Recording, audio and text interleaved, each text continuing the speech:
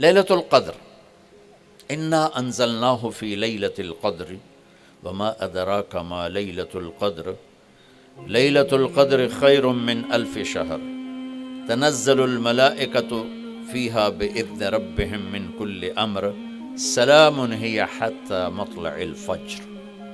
ہم نے قرآن کو لیلۃ القدر میں اتارا، تمہیں کیا خبر کہ لیلۃ القدر کیا ہے؟ لیلۃ القدر 1000 مہینوں سے بہتر ہے، اس میں فرشتے اترتے ہیں اور یہ صبح تک رہتی ہے۔ لفظ قدر عربی میں اس کا ایک مطلب ہے قیمت، سبحان اللہ۔ تو اللہ نے کہا میں تمہیں بتاؤں، آپ سب تاجر بیٹھے ہو، لیلۃ القدر کی قیمت کیا ہے؟ 1000 مہینوں سے بہتر ہے، 1000 مہینوں سے بہتر ہے۔ اب 1 روپے پر 1000 نفع لے سکتے ہیں؟ دنیا میں کوئی ایسا کاروبار ہے؟ جو ہیروئن بیچتے ہیں وہ بھی نہیں لے سکتے۔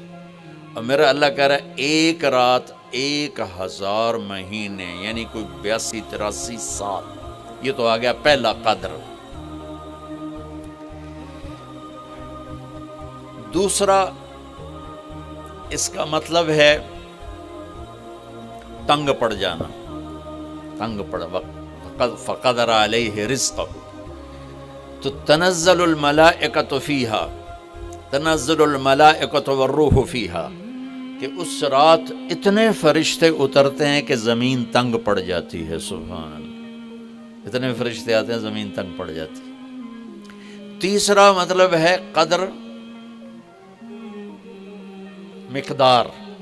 مقدار کو، تو اللہ تعالیٰ نے اس کا آخری مطلب بھی بتایا، سلام ہی حتی مطلع الفجر، کہ یہ فجر کی نماز تک، فجر کی اذان تک یہ رہتی ہے۔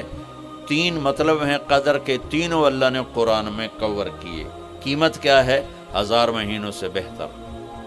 تنگی کیا ہے؟ فرشتوں سے زمین بھر جاتی ہے۔ مقدار کیا ہے؟ صبح صادق۔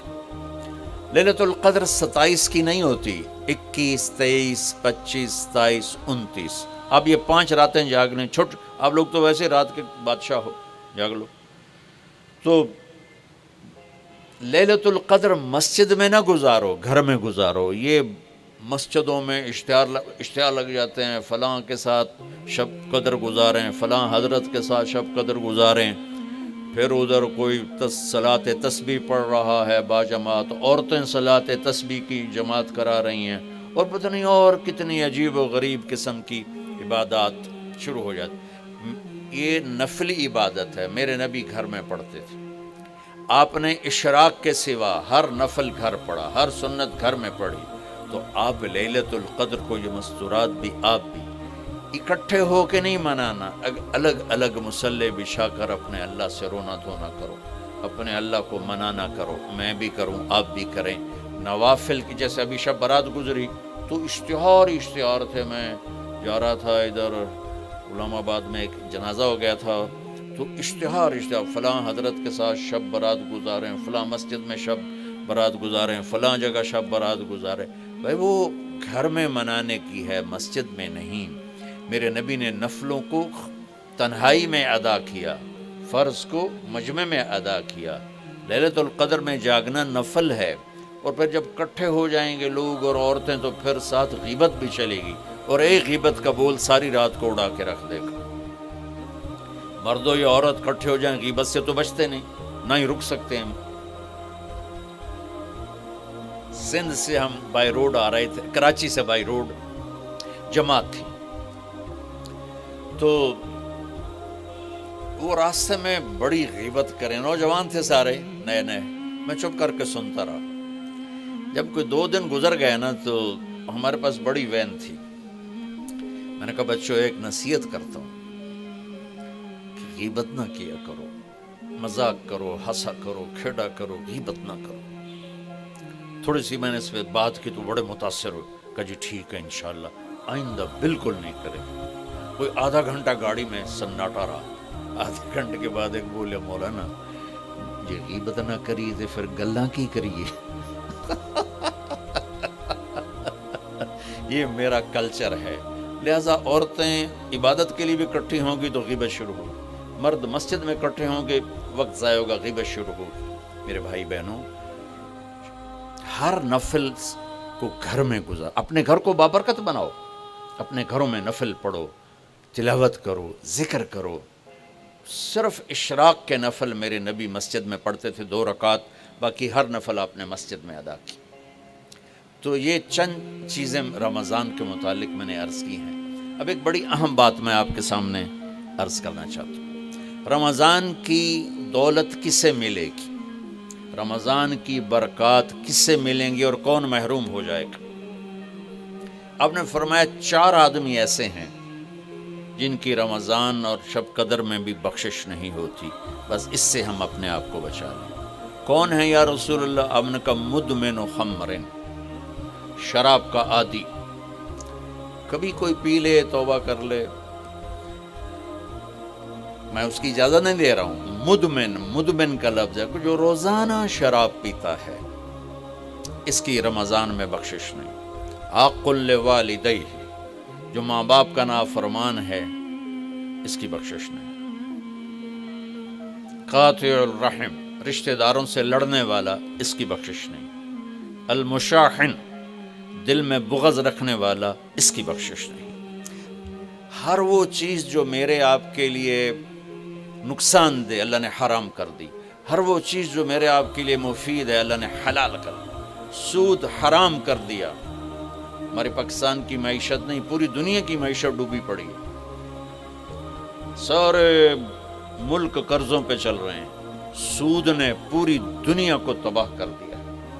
تو میرے اللہ تعالیٰ نے، آپ دیکھتے نہیں، میرا اللہ کہتا ہے فَأَذَنُوا بِحَرْبٍ مِّنَ اللَّهِ وَرَسُولِهِ، اگر سود نہیں چھوڑو گے تو میرے اور میرے رسول مل کر تمہارے خلاف جنگ کریں گے.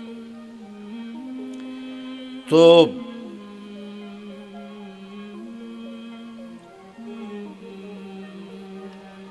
ہر وہ چیز جو مضر ہے اللہ اس سے بند، چونکہ سود چند ہاتھوں میں دولت کٹھی کر دیتا ہے اور غریبوں کے چولہے ٹھنڈے ہو جاتے ہیں. یہ اللہ کو ناپسند ہے.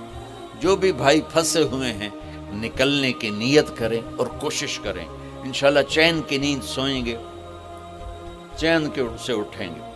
ایک عبد الرحمن بن عوف کے 4 اصول بتا دیتے ہوں، سب تاجر بیٹھے ہو، اور صحابہ میں سب سے مالدار ہستی تھے.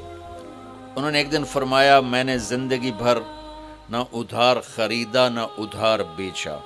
اگرچہ یہ آپ کو آج کے ماحول میں بڑی عجیب بات لگے گی، چونکہ ہمارے سارے بازار ادھار پہ چلے گئے ہیں.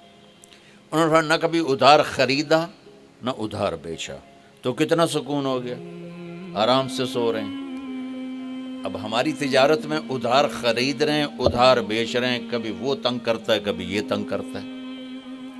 تو ایک اس موبائل نے تباہی پھیر دی، باقی کسر اس نے پوری کر دی. ٹوائلٹ بھی فون سن دے بیٹھے.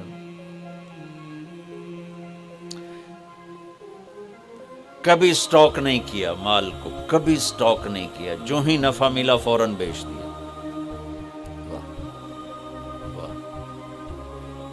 تو ادھار خریدا نہیں، ادھار بیچا نہیں 2، کبھی سٹاک نہیں کیا 3، اور کبھی سودے کا عیب چھپایا نہیں. اس میں کوئی عیب ہے بتا دیا. آپ اس پہ آ جائیں، آپ کو شروع میں مشکل ہوگی. اس کے ساتھ سچائی اور دیانتداری کو جوڑ دیں، اللہ کی قسم آپ کا سوتر منڈی جانا بھی عبادت بن جائے گا، آپ کا مل میں جانا بھی عبادت بن جائے گا، اگر آپ اپنے تجارت کے ساتھ سچائی اور دیانتداری کو لے آتے. پھر اللہ تعالیٰ نے اس میں غریب آدمی کے روزے اچھے گزر جائیں، عید اچھی گزر جائے، اس کے لیے اللہ تعالیٰ نے صدقہ فطر رکھا ہے. ہم اسے عید کے ساتھ جوڑ دیتے. پہلی رمضان سے دینا چاہیے تاکہ غریب اپنا کوئی روزہ تو رکھ سکے. پہلی رمضان سے 29 رمضان تک جب مرضی دے دیں. اور اگر وہ فطرانہ ادا نہیں کرتا تو اس کے روزے اس کے سر کے اوپر سے بھی نہیں جاتے، وہیں کھڑے رہتے ہیں. اور عام طور پر یہاں اخبار میں ٹی وی پر گندم کے لحاظ سے آتا ہے 2 سیر کنک دے دو. وہ تھوڑے سے پیسے ہیں، 100-200 روپے ہے. میں آپ کو آپ سب مالدار لوگ بیٹھے ہیں، میں آپ کو اپنے نبی کا صدقہ فطر بتاتا ہوں کہ آپ کیا دیتے تھے. آپ کشمش دیتے تھے، کھجور دیتے تھے، جو بھی دیے ہیں. تو کشمش 3 کلو، بازار میں 3.5 کلو. بازار میں جا کے پوچھیں جو سب سے اچھی کشمش ہو یا پھر درمیانی، گھٹیا نہیں درمیانی اور سب سے اچھی، پتہ کرے وہ کتنی ہے. 1000 روپے کلو ہے، 1500 روپے کلو ہے. آپ کے گھر کے 4 افراد ہیں تو ایک گھر سے 6000 روپے غریب کو جائے گا. آج تو 6000 میں ایک ہفتہ نہیں گزرتا. تو اب سب سے عرض کرتا ہوں، ویسے بھی خیرات کریں، افطاریاں کروائیں، اور صدقہ فطر کشمش کے حساب سے دیں. یہ آپ سب بھائی بہنوں کی خدمت میں گزارش ہے. اللہ نے آپ کو رزق دیا، خرچ کریں، یہی آپ کے ساتھ جائے گا، باقی سارا ادھر ہی رہ جائے گا.